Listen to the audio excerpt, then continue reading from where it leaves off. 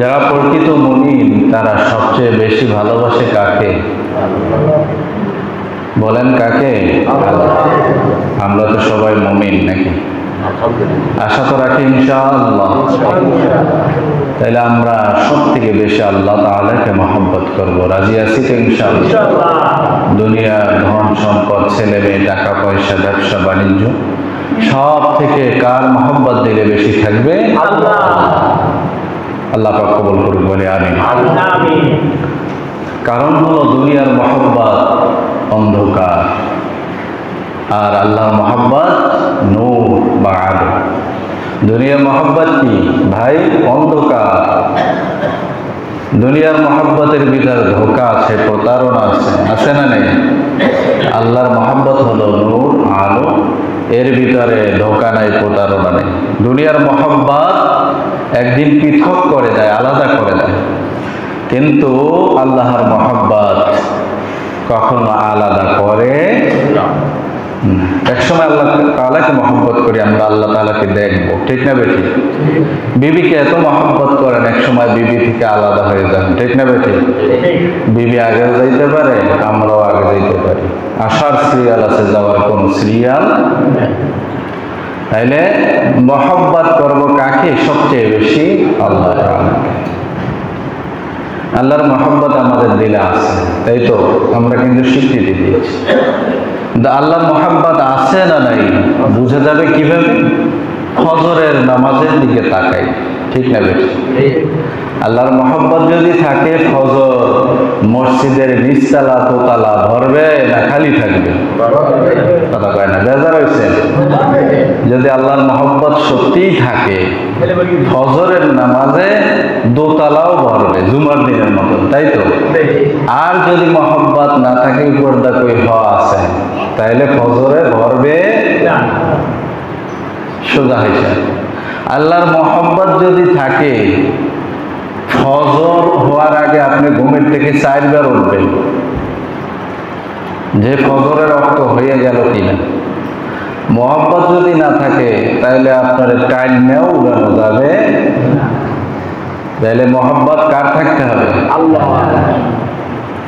সম্মানিত হাজরিন, আল্লাহর জন্য দান করা। দান করা কার জন্য? আল্লাহর মহব্বতেই তো, নাকি? যতটা দান করো আল্লাহর জন্যই দান করো। একজনকে 1 কাপ চা খাওয়াইলো কার জন্য? আল্লাহর জন্য। কাউকে বাড়িতে মেহমান আসছে, আপনার বোন আসছে, ভগ্নিপতি আসছে, তাদের আপ্যায়ন করবেন কার জন্য? আল্লাহর জন্য। বিবি বাচ্চারে যে কষ্ট করে কামাই করে খাওয়ান কার জন্য? সব কার জন্য? ইমাম সাহেবের বেতন দেন কার জন্য? না দুনিয়ার কোনো আশা? তো একজন মুমিনের ব্যক্তিগত জীবন থেকে মওত পর্যন্ত যা কিছু আছে সব হবে রেজায়ে মাওলা, আল্লাহ তাআলাকে রাজি আর খুশি করবেন, আল্লাহর মহব্বত, ঠিক না বেটি? তাহলে একজন মুমিন যা করবে তাতেই নেকি, যা করবে কি তাতেই কি নেকি, যা করবে তাই। গুনার কাজ না হইলেই হইল, ইনশাআল্লাহ নেকি হবে। ঘুমাবে সেটাও কি নেকি? সুন্নত তরিকায় ঘুমাইলে নেকি আছে না?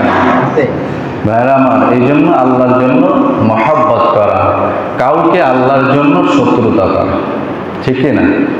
আপনার মেয়ে আল্লাহর হুকুম মানে না, ছেলে নামাজ পড়ে না, এখন তাদেরকে বাবা বাবা করতেছেন, শাসন করতেছেন না, তাহলে আল্লাহর মহব্বত দিলে বেশি না কম?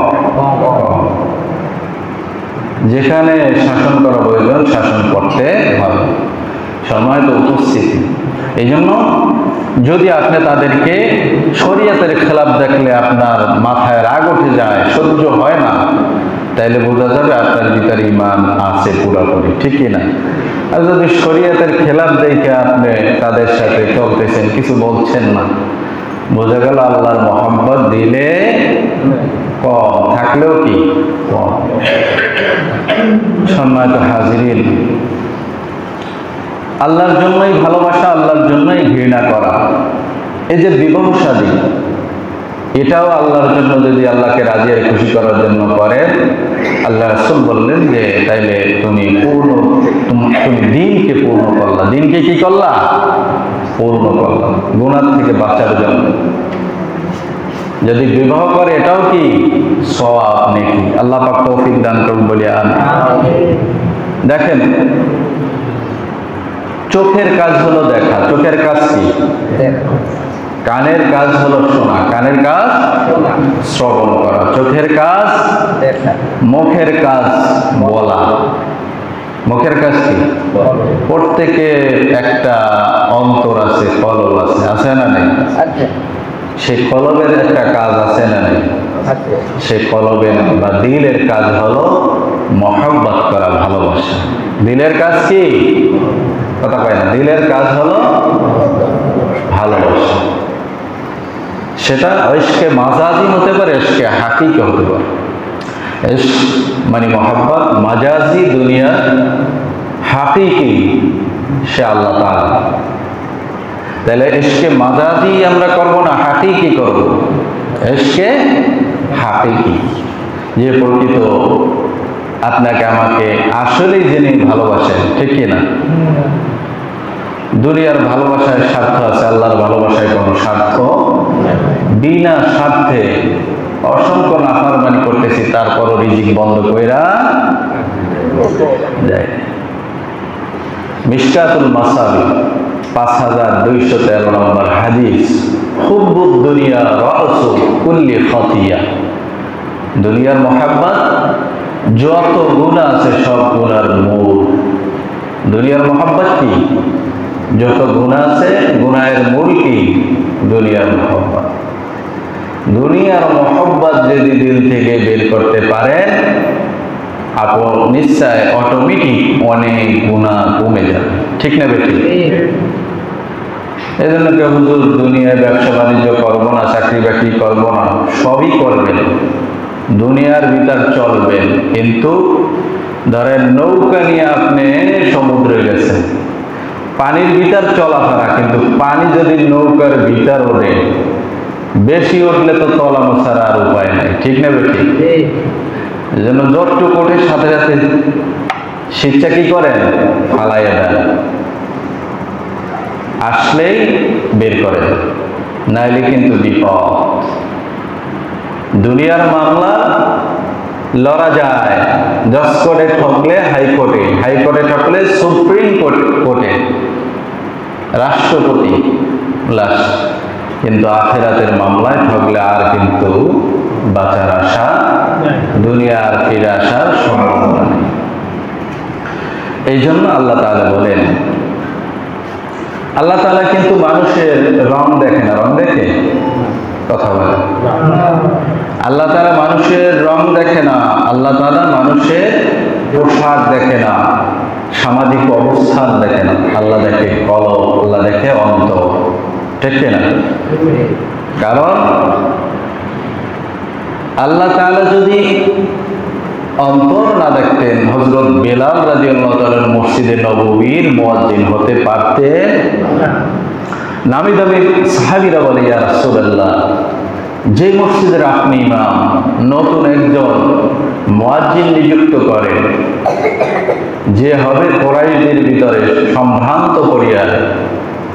আল্লাহ রাসূল সাহাবীদের বিভিন্ন কথার প্রেক্ষিতে এক পর্যায়ে বেলাল রাদিয়াল্লাহু তাআলা পরিবর্তন করে হামজা রাদিয়াল্লাহু তাআলাকে মুয়াজ্জিন নিযুক্ত করলেন। ফজরের আজান হয়ে যায়, বিভিন্ন হাদিসে এসেছে, কিন্তু সূর্য আর ওঠে না। সুবহানাল্লাহ কয় না? বেলাল রাদিয়াল্লাহু তাআলা এমন একজন গোলাম ছিলেন, তোতলা ছিলেন, কালো ছিলেন, গোলামের বেটা গোলাম, সমাজে কোনো মর্যাদা নেই, কিন্তু আল্লাহর কাছে এত মর্যাদা। নবী মেরাজে যাওয়ার পরে বেলাল রাদিয়াল্লাহু তাআলার পায়ের খরমের আওয়াজ জান্নাতে পর্যন্ত পৌঁছেছে। কেন? কলবের কারণে। কেন? অন্তর